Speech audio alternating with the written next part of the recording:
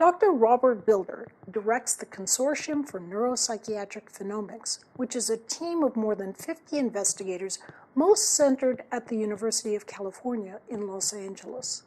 This consortium aims to understand neuropsychological phenotypes on a genome-wide scale through a combination of human research, basic research, and informatics strategies. Basically, Dr. Bilder is digging to create a fundamentally new understanding of how to look at personality disorders and diseases that have an effect on personality. In this regard, Dr. Bilder also directs and co-directs a slew of other important centers. But of the most interest to us, Dr. Bilder is the director of the Tenenbaum Center for the Biology of Creativity, one of the most important programs in the country involved in the study of creativity. So with that, it's a pleasure to speak here with Dr. Robert Bilder. Thank you so much for joining us here today, Dr. Bilder. You're one of the world's foremost experts on creativity. So I have a question for you. Sometimes my students will tell me, now, wait a minute, other people have solved this problem before, so if I think about it and figure out how to solve this problem, I'm actually not being creative while I'm solving this problem because other people have already solved this problem. What are your thoughts on that situation? Well, I think until you've solved the problem yourself, you haven't exercised your brain and made the unique connections in your brain that are needed to solve that problem. So we could distinguish between those things that are creative for the world, which that may not be creative with respect to everything else that's been done before. But if we think about what's been done that's unique for you, something new for you, and that has value to you, then that satisfies the criteria for creativity. And it's important for your brain to do that in order to pursue other creative problems. Well, I couldn't agree more. So I'm glad you made that point. When you're trying to learn something new, and you speak publicly, sometimes you, like everyone, is criticized for it. What advice do you have for handling this kind of criticism? You know, someone told me something that I'm surprised I only heard a few weeks ago. And they said, leadership is the ability to disguise panic. And I think that if I had to think of all the occasions I've had when I had great concerns about what was going on or about handling criticisms, and I think that it may only be through repeated experience that one learns how to cope with that a little bit better. Always difficult, but I think if the only advice I can give to others is to always adopt the same kind of curiosity about your own shortcomings and your own difficulty getting the big picture and understanding the entire scope of the problem that you would apply to others and to any problem in general. I like that too, sort of be willing to accept discomfort sometimes because that's necessary. You know, some people would say that it's only when you experience some discomfort that you're actually accomplishing some kind of change. So to the extent that one wants to make progress, it's necessarily going to involve some degree of discomfort. That's the nature of change. Physical change in the brain has to involve some work, and that work has to involve some discomfort. I couldn't agree more. I'm reminded my old swimming coach used to say, no pain, no gain. Yes, indeed. And that may also be true of the brain. Sometimes those old proverbs are really so true. That's why they're proverbs. You've had some very interesting insights regarding creativity and being disagreeable. Could you give our viewers just a little bit of insight about that? Sure. So it's interesting that when we've studied personality, it turns out that there are various models of personality or temperament or character, but they pretty much all boil down to 5 factors, and these have been very reliably seen over time. And the way that I find easiest to remember those 5 factors is to use the acronym OCEAN, which stands for openness, conscientiousness, extroversion, agreeableness, and neuroticism. And now when we've looked at the personality characteristics of people and then tried to relate their personality characteristics to their degree of creative achievement, we find that there are two correlations here. One of them is not surprising at all. Openness to new experience is associated with creative achievement. But then we find something that's perhaps not quite as intuitive. There is a correlation also with agreeableness, but that correlation is negative. So it means that people who are less agreeable or more disagreeable tend to show higher creative achievement. And I think that we might consider this to be a facet of nonconformism.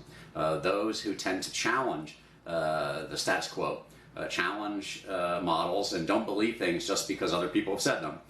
I think that these are folks who are more likely to be creative achievers. I think so too. That's a very interesting, and it's a counterintuitive finding. Yes, usually people think agreeableness is a nice positive trait, and indeed agreeableness is a nice positive trait. Yet there are occasions when disagreeableness can push the envelope, help us to challenge prior conventions, and make the kinds of pushes forward, that are outside the box. I think sometimes it's hard to walk that fine line between being agreeable because things make sense, and then sometimes stepping back and being willing to be disagreeable because it doesn't make sense to you. And then sometimes you find out actually it does make sense, but sometimes you're right to be disagreeable. So finding that fine line of where to agree and where to disagree, and being willing to disagree if you think that something is not quite right, I think that's an important line to find. Yeah, it's difficult to know how to balance the correct approach, and indeed I think that's one of the cornerstones of creativity, just by following from the root definitions of creativity, which typically emphasize, on the one hand, whatever the product is, to be considered creative, it has to be new, but then it also has to be useful or valued by someone. So this involves a kind of a tension between doing something that may be totally driven by your own vision of things and those things that are going to end up being adopted or used by others. So it means that you can create things that may be novel, wonderful, and strange, but if they're too novel, too strange, then they're not going to be considered wonderful by others. So finding this sweet spot in the range between what you find to be the newest and most valuable and exciting and what others believe is, I think that's a lifelong process of deliberation and balance. That's so true. I think writers in particular, writers and inventors are both, they have to face what other people's opinions of their work are. And sometimes it's just surprising what they'll come back with. Something that you thought was perfect, a real gem, people will come back and give you insights that allow you to understand that maybe your perceptions weren't quite right. That's right. Yeah, I've gotten that feedback, quite routinely, and I may be a little defensive at first, and then try to warm up to it and try to understand. Well, what did they have in mind? Any particular tips on how you learn most effectively?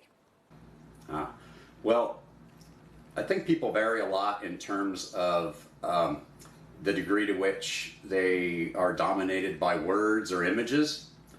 Some verbal versus visual kinds of learning styles. And so I find that I do best if I can go between the two, because I love words and language. I was actually once accused by my students of being a sesquipedalian and got a little plaque from them, and I was embarrassed. I didn't know what sesquipedalian meant until I got the plaque. And then anybody who watches this can look it up. But anyhow, I love words, and so there's a nuance there that I really like. But at the same time, I feel like I don't have a complete understanding unless I've somehow mapped it, graphed it, or visualized it. And so I like to go back and forth between those two kinds of approaches. The other thing that I really like to do, and sometimes we've recommended this in exercises to enhance creativity, is to do a powers of 10 exercise. And for those who haven't seen it, there's a great video. You can easily get it online. You just look up Powers of 10 video. I think that will do the job. And it basically starts with an image of a man lying in a hammock, and then the camera zooms 10 feet above, then 100 feet above, then 1,000 feet above, goes by powers of 10 until ultimately you're exploring the cosmos and outer space. And then it zooms back down into the man, then goes powers of 10 inside the skin, goes into the cell, goes down and reveals the molecules, and then finally, and what's really mind-blowing is how far you have to go when you start getting into subatomic space, where you're really surrounded by nothingness. It seems even more vast than the universe itself. So I think that getting that kind of exercise, getting perspective, trying to figure out what's the higher altitude view, stepping back from a problem and thinking about, oh, well, why am I doing this? What's the bigger picture? But then also drilling into individual facets and details. By zooming in and zooming out from the problem, I usually find I get a much better idea of the problem scope and a different perspective on that problem. That is very worthwhile. I've never really thought of problem solving in that perspective. I think that's maybe a little bit what you do a bit subconsciously or just naturally when you get away from the problem and you get new perspective when you're just going out for a walk or something like that. But that's an interesting perspective, zooming in and zooming out. I think the brain probably does some of this spontaneously, and particularly during sleep. Because if you think about what happens during sleep, you've got a washing away of all of the conscious, top-down cognitive control over your thoughts. And it probably permits different neural networks to assemble themselves in ways that may make sense spontaneously, but are free from the guided process of our top-down mind. And so I think that that's one of the reasons why people will awake from sleep, dreams, or other relaxed states when they're not thinking about problems and all of a sudden have come up with a solution. All the components were there, but it required a release, at least temporarily, of the constraints that we've been applying to the problem to recognize a new solution. That may be how Auguste Kekulé recognized the benzene ring. From seeing the snake biting its tail. I think it's, sometimes I like to think of it as an octopus of attention, and it turns off during sleep. And so the tentacles of the octopus can randomly go about, and that's what helps create some of these innovative new ideas. Well, that's interesting. I think you were reading my mind, because when I was thinking about Auguste Kekulé, who dreamt about a snake biting his tail, I was also thinking, well, what if instead of a snake biting its tail, he'd imagined a spider, or it could have been an octopus? Then we'd have a completely different structure of organic chemistry before us. We would never have discovered the benzene ring. Well, there we go. Well, that's what they say. Insights that arise from the subconscious like that they can sometimes be invaluable, but you always got to check them because sometimes they may seem right, but they're not actually right. That's right, yeah. And there, I'm mindful of, speaking of spiders, the fantastic experiments that were done in the early investigation of LSD, the hallucinogen, where different drugs were given to spiders and see what impact it had on their web-making skills. And while many people felt that they became incredibly creative while under the influence of LSD, and while many people felt they had great insights while they were under the influence of LSD, the spiders, it turns out, made really lousy webs when they were under the influence of LSD. And I think a lot of people who had been putting down what they were thinking about at the time that they were doing LSD found later, when they were no longer under the influence, that the products that they had created were not exactly what they hoped. I think that's true. There's interesting perspectives from history of different people's insights whilst under drugs and not under drugs, and sometimes I think it's actually surprisingly good, but other times it's surprisingly terrible. So there's definitely a mixture there. This is true. I was just reviewing with a class different kinds of visual representations of dualities or balances between opposing forces So we were talking about the yin-yang symbol, the Tibetan eternal knot. But one of the symbols that's one of my favorites, probably because I understand it the least, is the intersecting gyres or intersecting cones that were described by Yeats and his wife George. And those images were probably created while they were under the influence of opium. I will definitely have to go look those up now. So, Dr. Builder, I so appreciate you're an Abecedarian polymath. Oh boy, now I have something else to look up myself. So I greatly appreciate your insights here, and on behalf of all the students of Learning How to Learn, I thank you. Thank you, Barb. It's always great talking to you.